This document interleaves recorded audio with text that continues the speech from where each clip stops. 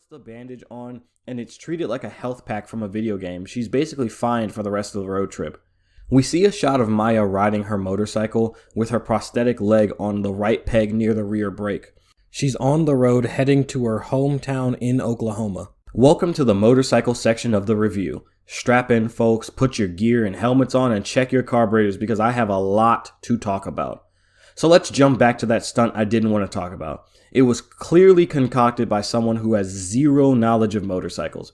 Well, Alastor, I hear some of you say as you listen to this video while not looking at the visuals, what makes you an authority on motorcycles?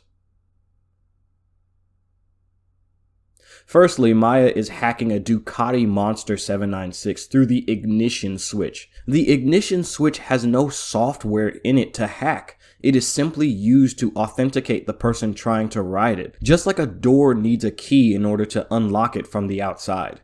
Next, Maya rigs the bike to ride off on its own by using a hairband.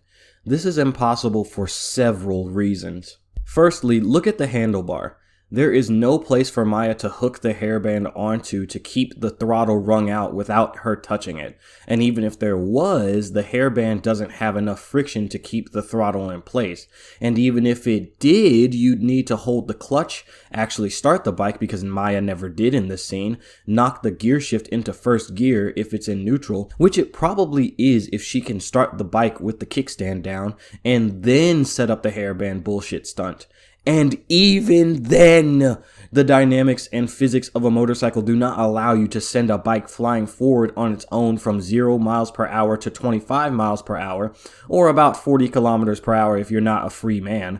A motorcycle is the least stable when it is slowed or stopped. It needs the rider's influence the most when it's first moving.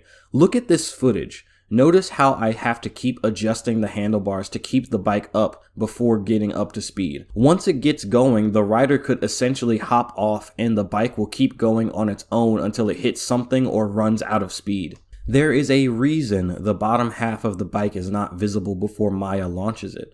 It's probably on a pulley system or something. Not to mention that if you go frame by frame on the close-up of Maya putting the hairband on the throttle, you'll notice that right as Maya snatches her hand away, the hairband simply snaps back into a circle, meaning that this stunt was never feasible to begin with. Next, I want to talk about Maya's choice of motorcycle, the Royal Enfield Continental GT. I'm not one of those guys who will tell you that you need a big burly bike with a massive displacement to tour and go on cross-country road trips.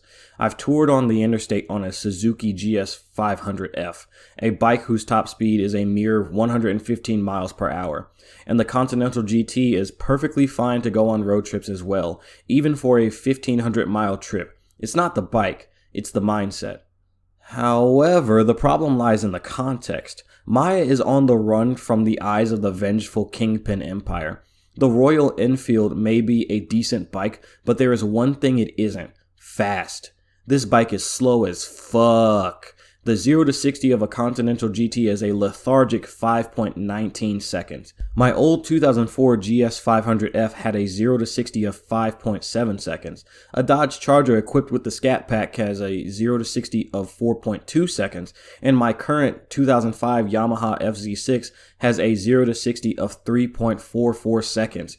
You are slow, Maya. I didn't even mention how gutless the top end of the Continental GT is. It's gasping for breath at highway speeds. The top speed is a measly 105 miles per hour. Spoiler alert, it's no wonder they don't have a chase scene with Maya riding her motorcycle in this show. They'd catch up to her easily. If price is an issue and that's why Maya got a Royal Enfield, that still doesn't make sense because you could get a Suzuki SV650 for close to the same price and it is nearly twice as fast. They even made some of them in a similar style to the Continental GT with the SV650X. Honestly, nearly any Japanese sport bike with similar engine displacement would have been a smarter choice for Maya in her current situation. And finally, how does Maya access the rear brake? On most motorcycles, the gear shift is on the left foot and the rear wheel brake is on the right. Maya's right foot is the amputated one. The issue is that you need your ankle to use the rear brake. The reason why is that your ankle allows you better control over the amount of pressure you want to place on the rear brake pedal. Placing too much too soon can result in a low side crash, or a crash where the bike loses traction on the rear wheel and slides out, causing you to go down and slide across the ground. Don't let this footage fool you. This shit hurts. It could cause Maya to be a double amputee. Does Maya only use the front brake? If so, this greatly cripples, no pun intended, her ability to scrub off speed at a lower speed. It also causes instability when trying to stop, increasing the likelihood of you dropping the bike. My point is this: can Maya ride a motorcycle? Yes. Should she? No. Not at least without making serious modifications to the bike to control it better. The death part isn't really even the problem, as you're more likely to see an issue before you hear it on the road. It's the ankle thing that's the bigger problem. Oh, Alaqua Cox didn't actually ride the motorcycle? Never would have guessed that a woman with an amputated leg would not want to learn how to ride a vehicle that greatly relies on your ankles in order to operate it. The Mission Impossible series, post MI2, has pretty accurate motorcycle scenes. Is it because Tom Cruise is an actual rider so he oversees all of the details? The John Wick series has some neat and accurate, to a degree, scenes as well. Keanu Reeves is also a fellow rider. He literally owns a company that makes motorcycles.